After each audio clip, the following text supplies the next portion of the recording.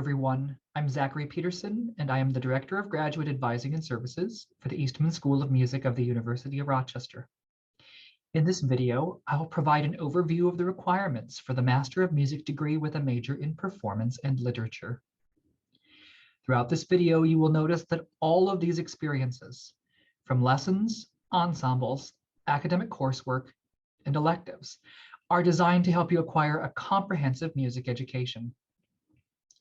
Here at Eastman, we believe that this educational philosophy prepares our students well for the rest of their lives. And it's one of several reasons why our alumni get jobs. Another reason is that here at Eastman, you study with faculty who are well-known performers, scholars, and pedagogues in their respective fields. The facilities here at Eastman are remarkable. From the concert halls, such as Hatch Recital Hall, Kilbourne Hall, and Kodak Hall, to the Sibley Music Library, which is the largest academic music library in North America. All of these create a rich musical environment in which you would thrive and continue your musical journey. Finally, the Eastman Alumni Network is wide-reaching. We know that it's likely that many, if not most of you, have been influenced by someone who studied at Eastman in your past, and Eastman alumni will continue to play an important role in your future. If you are a student here at Eastman, you will become a member of the Eastman family, and that is a relationship that will continue for the rest of your life. So let's begin. The Master of Music degree requires 2 consecutive semesters of full-time study to satisfy the residency requirement. Most of our students spend 4 semesters here in Rochester. However, for one reason or another, some of our students find it necessary to be a part-time student during semesters 3 and 4. That is possible. However, you would need to let the graduate office know if you find yourself in a situation where that is necessary. At least 36 units are required to complete the master's degree. This is beyond your bachelor's degree. Some students choose to take some extra courses because of topics that they are interested in or faculty members that they're interested in working with while they're at Eastman, but the minimum is 36 units. Here at Eastman, the lowest passing grade for a graduate student is a B-. Should a master's student accumulate more than 6 units of C, they will be placed on financial aid warning and academic probation, resulting in the loss of their graduate award, both the stipend and the tuition scholarship. Our Senior Associate Dean of Graduate Studies, Dr. Rolfe, will then send a letter outlining terms and conditions that must be met for the merit-based aid to be reinstated. This rarely happens at Eastman. However, we do feel obligated to make you aware of this policy. The course requirements for the Master of Music degree can roughly be divided into thirds. The first being applied music, which are your lessons. The second being the academic core, music history and music theory. And the final third is requirements that vary by the instrument, and that is usually the ensembles, other departmental requirements, and unspecified electives. This all adds up to a total of 36 units beyond your bachelor's degree. You earn 4 units for each semester of primary lessons here at Eastman. When you're enrolled in lessons, this includes 1 hour of one-on-one instruction with your major teacher and at least 1 studio class with your colleagues. I know there are some studios that meet multiple times a week. Flute, trumpet, and horn are some that come to mind. Other items associated with these lessons include a jury, which is generally taken during your first year of study, a solo recital completed during the second year of study, and an oral exam that is completed usually around 2 weeks prior to the solo recital. If you're applying for the Master of Music degree in piano accompanying and chamber music, please note that that degree program requires 2 recitals, one focusing on vocal collaboration and the other focusing on instrumental collaboration. You are required to register for lessons in every semester in which a degree recital is being prepared or performed. Pianists, organists, and singers must take 4 semesters or 16 units of lessons. All other instruments may take those 4 semesters of lessons, or if the degree recital is completed in the 3rd semester of study, you may choose to only take 3 semesters of primary lessons. However, most students opt for a full 4 semesters. If you choose the 3-semester option, that will increase your unspecified elective requirements by 4 units. Music history at Eastman is generally comprised of bibliography and 2 400-level period courses. These courses range in topic from music in the Middle Ages to music in the Renaissance, music in the Baroque, music in the Classic period, music in the 19th century, and music since 1900. Specific 400-level courses may be required based upon your placement test results.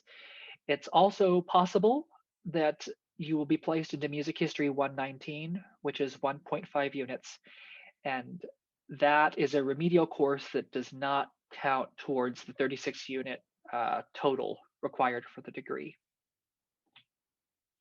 For music theory, their remedial courses are Theory 117 and Theory 118, topics in theory, analysis, and musicianship review, 1.5 units each. Again, as they're review courses, they don't count towards that 36-unit total. If you're placed into those courses, you must complete those before taking the graduate level theory courses. Same goes for music history. All students who did not complete a bachelor's degree at Eastman take Theory 400 or Analytical Techniques. This course introduces you to the basic techniques of analysis of both tonal and non-tonal repertoires. If students completed a bachelor's degree at Eastman and are not placed into either of the remedial courses, they should register for Theory 401, topics in tonal literature and analysis. Some of the departmental requirements.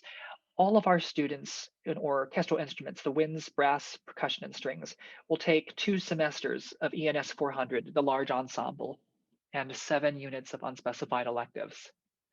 Singers will take a semester of a large choral ensemble for 0 units, and 2 semesters of voice repertoire, and 4 semesters of vocal coaching, and 5 units of unspecified electives. For students enrolling in large ensemble in the strings, winds, brass, percussion departments, you should enroll in those 2 semesters during your first 2 semesters of study. After you complete the required 2 semesters, you may wish to continue playing in large ensemble, and you may register for ENS 401, which allows you to participate for no degree credit and no tuition charge. However, it will show up on your transcript. It's important to note that no more than 4 units earned through participation in our school's large and chamber ensembles may be used against the 36 units required for the degree. Singers will register for and participate in a choral ensemble for 1 semester during your first year of graduate study as assigned by the Director of Choral Activities, Dr. William Weinert. Those auditions take place prior to the start of the academic year.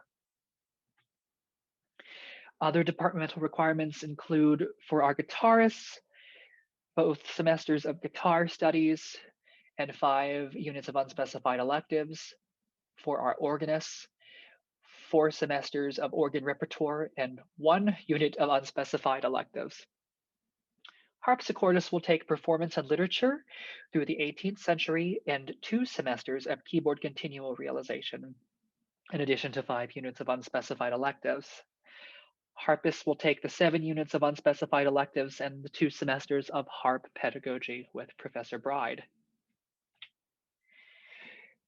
Some important notes about the unspecified electives. Remedial courses do not count for degree credit, as I previously mentioned. This includes Theory 117, Theory 118, Music History 119, all of the 100-level languages, and English for Academic Purposes 101 and 102.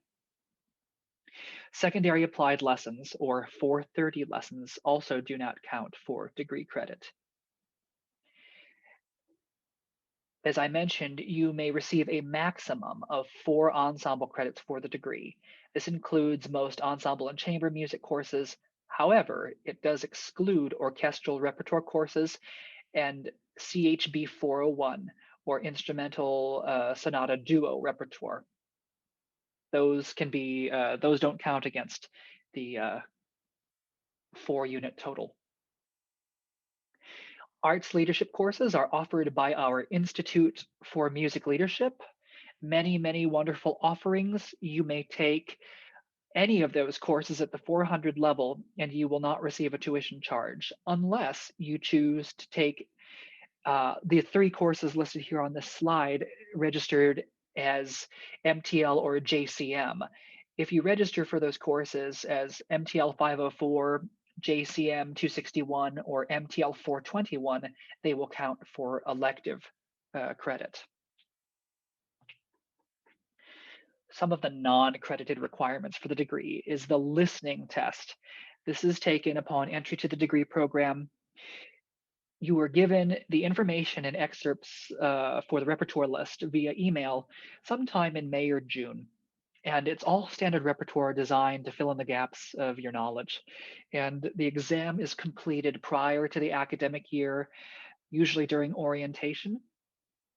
If for some reason you don't pass the exam, you may either register for Music History 435 concert repertoire, which is only offered in the fall semester, or you may retake the exam the following year during orientation.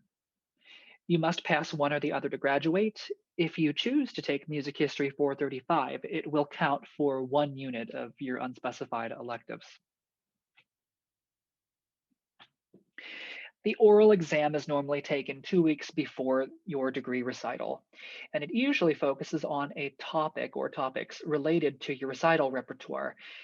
Being a comprehensive school of music, this further emphasizes the educational philosophy of not only being a stellar performer, but also knowing as much as possible about the repertoire that you're playing. This is generally a 30-minute presentation over that topic, and then the remaining 30 minutes is used for your faculty committee to ask you questions. You'll present 1 full-length solo recital in Kilbourne Hall or Hatch Recital Hall here at Eastman, and it's required for all candidates for the master's degree in performance and literature. Again, if you're an accompanying major, you will present 2 recitals, 1 vocal and 1 instrumental. The recital is to be prepared under the guidance of your major teacher, and you must be registered for lessons up to and including the semester in which this recital is presented.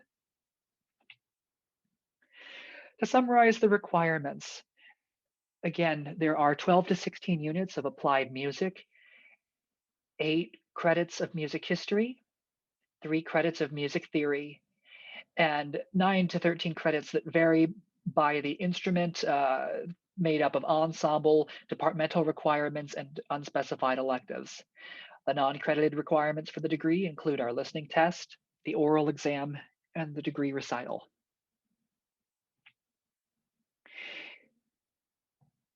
There are some degree programs that were not discussed in detail today during this presentation. I would encourage you, if you are applying for one of those programs, to visit our registrar's website. The web address is listed here on the screen, and you should see on their website the option to click on a link that is titled Advising Worksheets. And if you click on that link, you'll notice that it's divided by degree, the Bachelor of Music degree, the Master of Arts degree, and the Master of Music degree. Each major has their own advising worksheets, and as you can see, it gets pretty specific of how many units are needed for each degree. I hope that you found this helpful.